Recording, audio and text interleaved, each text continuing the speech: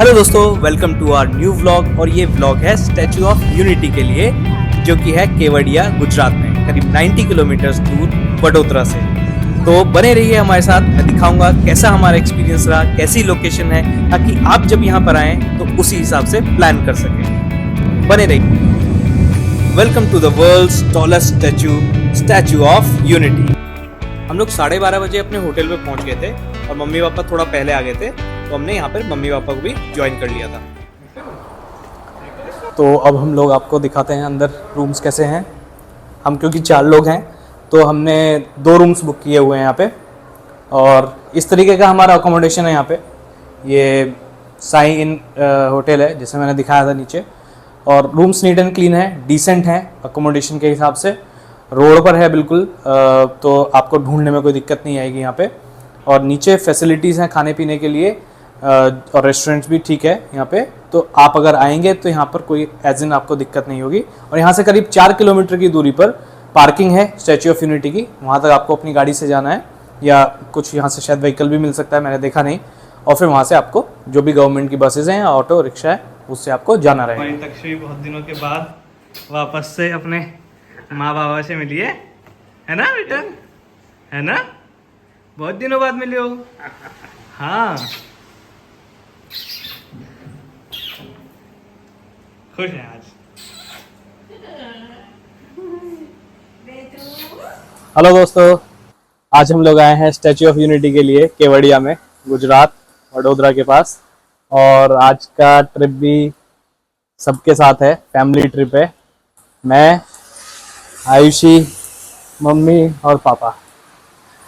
तो अभी सब लोग रेडी हो गए हैं और यहाँ से अभी जाएंगे स्टैचू ऑफ यूनिटी के लिए। ये हमारा होटल है, होटल साई इन। फिलहाल के लिए बारिश हो रही है, अभी मौसम थोड़ा सा बारिश का हो रहा है, बट निकलते हैं, देखते हैं कैसा रहता है हमारा एक्सपीरियंस। हमारा स्लॉट वैसे 4 से 6 बजे वाला है, तो टाइम तो है अभी अपने पास। बाकी सब लोग रेडी हो गए हैं और अब जाने के लिए तैयार हैं।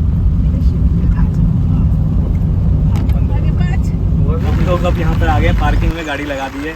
बारिश हो रही है, जहाँ भी हम लोग जाते हैं जनरली बारिश हो जाती है, लेकिन पार्किंग में इतनी भीड़ है, इतनी बारिश के बाद भी कि काफ़ी भीड़ है, बहुत ज़्यादा तेज़ बारिश हो रही है। छाते ले लिए हैं अभी हमने, ताज़े खरीदे हैं, और बाकी अब लेके चलते हैं आपको स्टैचू ऑफ यूनिटी की तरफ। यहाँ पे इलेक्ट्रिक बस और इलेक्ट्रिक रिक्शास भी चलते हैं। और देखो, सब ने अपने अपने छाते ले लिए हैं।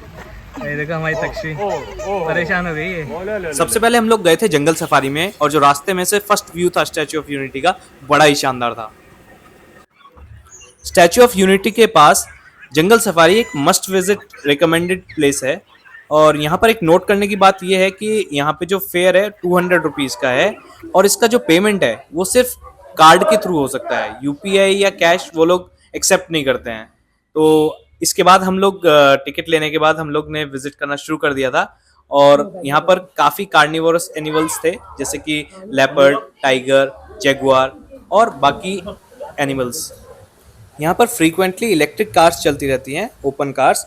तो अगर आप इलेक्ट्रिक कार्स में ट्रैवल करना पसंद करते हैं, अगर आपके पास टाइम कम है, उसको जल्दी ट्रैवल करना है, तो आप उसको प्रेफर कर सकते हैं, जो कि फ्री सर्विस है। यहाँ पर एक छोटा चिंपैंजी था जिसकी हरकतें बड़ी मस्त थी।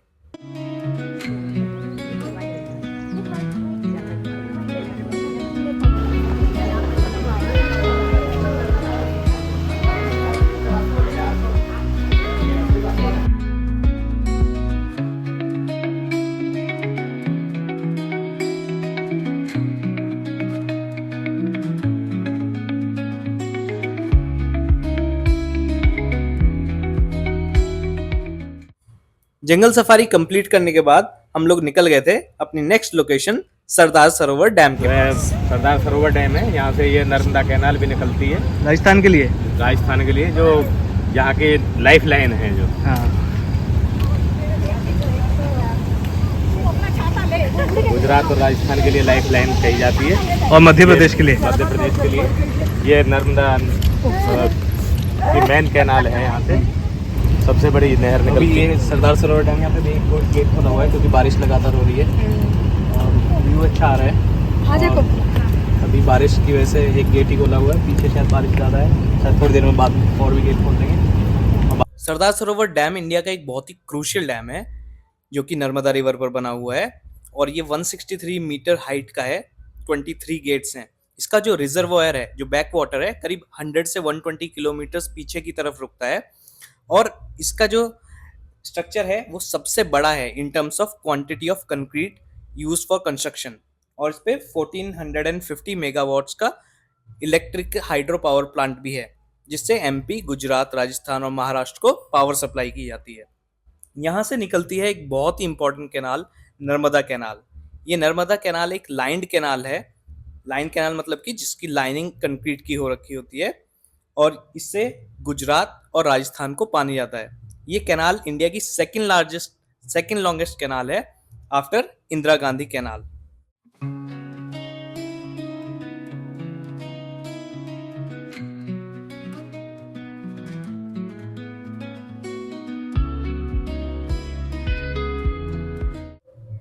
हम लोग 4:15 बजे पहुंच गए थे स्टैचू ऑफ यूनिटी। आपको टिकट्स का प्रिंट लेने की ज़रूरत नहीं है क्योंकि मोबाइल में जो टिकट जनरेट होता है उसका क्यूआर कोड से भी स्कैन करके एंट्री हो जाती है। तो पहुंचने वाले हैं आगे। तो ये स्टैचू ऑफ यूनिटी जो कि वर्ल्ड टॉलेस्ट स्टैचू है 182 मीटर की, ये है सरदार सरोवर डैम के एकदम पास में, नर्मदा नदी के किनारे पे। अभी क्योंकि बारिश का मौसम है तो थोड़ा वीडियो बनाना थोड़ा मुश्किल हो रहा था। अभी थोड़ी देर के लिए हल्की हुई है बारिश, लेकिन बारिश होने के साथ एक फ़ायदा ये है कि सरदार सरोवर डैम का एक गेट खुला हुआ है जिसकी वजह से व्यू बहुत अच्छा आ रहा है। और बाकी लोकेशंस जो हमने विजिट किए हैं वो आपको क्लिप में दिखेंगी और बने रहिए हमारे साथ। अभी चलते हैं अंदर क्योंकि हमारा जो टिकट था वो व्यूइंग गैलरी वाला है 380 रुपीज़ का। बाकी अगर आपको नियर बाय एरिया में सिर्फ घूमना है तो उसका 150 रुपीज़ का टिकट है। चलते हैं अंदर। जनरली गैलरी व्यू के लिए इतनी भीड़ नहीं रहती है, बट फिर भी अगर आप हॉलीडेज के टाइम पे अवॉइड करना चाहते हैं रश को तो आप एक्सप्रेस एंट्री भी ले सकते हैं जिसका फेयर 1030 रुपीज़ पर पर्सन होता है। अब दिखाते हैं आपको 153 मीटर की ऊंचाई से कैसा व्यू आता है। रिवर व्यू है और ये रहा सरदार सरोवर डैम का व्यू।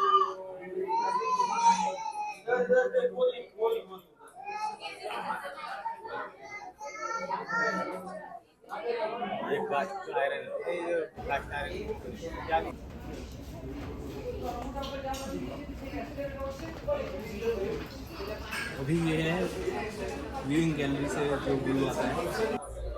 गैलरी व्यू पर करीब 200 लोगों की गैदरिंग की जगह है तो वहाँ पे सफिशिएंट है। आप आराम से 15-20 मिनट या जैसा आपको ठीक लगे उतना आप टाइम स्पेंड कर सकते हो और अलग अलग व्यू पॉइंट्स हैं तो आप अलग अलग डायरेक्शंस में देख सकते हो बाहर का।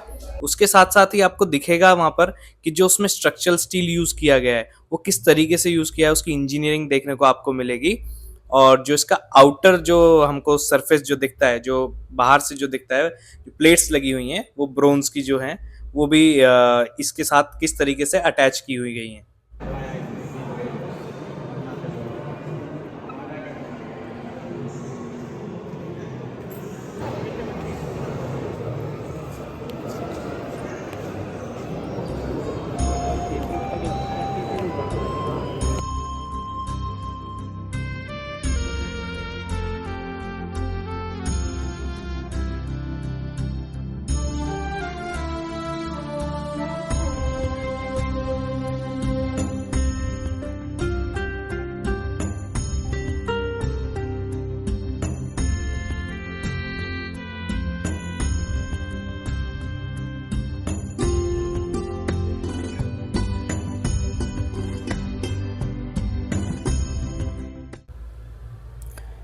तो स्टैचू ऑफ यूनिटी में जो व्यूइंग गैलरी है जिसका 380 का टिकट होता है वो हम लोगों ने कवर कर लिया है और हम अभी ऊपर जो फाउंडेशन का टॉप है उसमें भी होकर के आ गए हैं।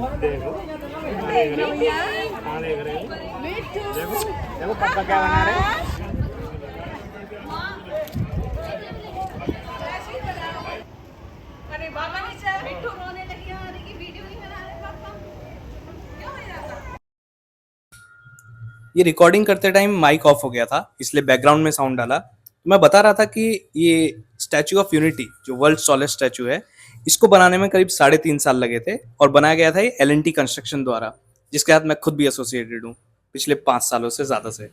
और इसको बनाने के लिए ये जो प्रोजेक्ट था टोटल वो 3000 करोड़ का था अप्रॉक्सीमेटली। एक इंटरेस्टिंग बात यह है कि ये स्टैचू करीब 80 से 100 सालों में इसके आउटर सरफेस के ऑक्सीडेशन की वजह से ग्रीन हो जाएगी, स्टैचू ऑफ लिबर्टी की तरह। 6 बजे के बाद यहाँ पर स्ट्रिक्ट इंस्ट्रक्शंस हैं कि किसी को भी रुकने नहीं देते, क्योंकि इनको लेज़र शो के लिए प्रिपरेशंस करनी होती है। तो 6 बजे के बाद धीरे धीरे वेकेट करना स्टार्ट कर देते हैं लोग। लेज़र शो देखने के लिए यहाँ पर 3 लोकेशंस हैं। एक तो स्टैचू ऑफ यूनिटी का कैंपस, दूसरा हेलीपैड और तीसरा है जो अभी स्टार्ट हुआ है बस बे। मेरा रिकमेंडेशन है कि आप स्टैचू ऑफ यूनिटी का ही बुक करें, लेकिन उसके लिए ऑनलाइन बुकिंग प्रेफरेबल रहेगी क्योंकि लिमिटेड सीट्स रहती हैं लेज़र शो के लिए। और अगर आप एडवांस में बुकिंग करेंगे तभी आप श्योर हो पाएंगे कि आपको स्टैचू ऑफ यूनिटी के कैंपस एरिया में आपको टिकट मिल पाएगा। तो मेरा रिकमेंडेशन है कि आप वहीं पर टिकट लें और एडवांस बुकिंग करके आएँ। हमारे लेज़र शो की टिकट जो थी वो हेलीपैड से थी, तो दिखाते हैं हम कि कैसा हमारा एक्सपीरियंस रहा। स्टैचू ऑफ यूनिटी में एक जगह से दूसरी जगह जाने के लिए फ्री बस फैसिलिटीज़ अवेलेबल है। तो हमने भी स्टैचू ऑफ यूनिटी से हेलीपैड तक के लिए, जो कि करीब 1 किलोमीटर दूरी पर है, हमने भी बस से ट्रैवल किया था। पूरे स्टैचू ऑफ यूनिटी के ट्रिप में सब कुछ काफ़ी अच्छे से मैनेज था, बट ये एक लोकेशन ऐसा लगा हेलीपैड का लेज़र शो पॉइंट जो कि काफ़ी डिसअपॉइंटिंग था। ऐसा लगा कि बहुत ही अनप्लैंड वे में ये स्टार्ट किया गया है, कोई आउटलेट्स नहीं थे प्रॉपर तरीके से, सब ऐसे ही टेम्प्रेरी टाइप का वहाँ पे मैनेजमेंट था। लेज़र शो 8 बजे ख़त्म हो गया था और इसके बाद हम लोग निकल गए थे होटल के लिए वापस केवड़िया। उम्मीद करता हूँ ये व्लॉग आपको अच्छा लगा होगा और आप अपने नेक्स्ट प्लान के हिसाब से कुछ इन्फॉर्मेशन हमारे व्लॉग से ले पाए होंगे। Thank you for watching.